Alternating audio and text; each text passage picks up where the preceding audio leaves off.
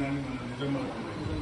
గత ప్రభుత్వం ఆ అమ్మాయికి ఏమి ఇవ్వలేదు. మనం రాగానే జిఎస్పీ ర్యాంక్ అంటే గ్రూప్ 1 ర్యాంక్ జాబ్ ఇవ్వడం, 500 గజాలు హైదరాబాద్లో ఆమెకు హౌస్ సైట్, తర్వాత 2 కోట్లేమో క్యాష్ రివార్డ్ ఇవ్వడం.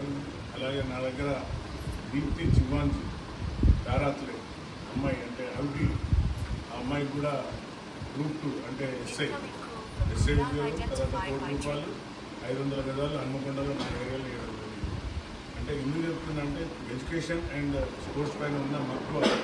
సీఎం గారు స్వతహాగా ఒక స్పోర్ట్స్ మ్యాన్ కాబట్టి, ఎడ్యుకేషనిస్ట్ కాబట్టి కొంచెం ఎడ్యుకేషన్ మీద ఎక్కువ కాన్సన్ట్రేట్ చేస్తున్నారు.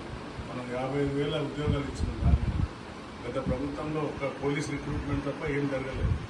నేను 2 దఫాలు కూడా పోలీస్ రిక్రూట్మెంట్ చేసిపోయాను.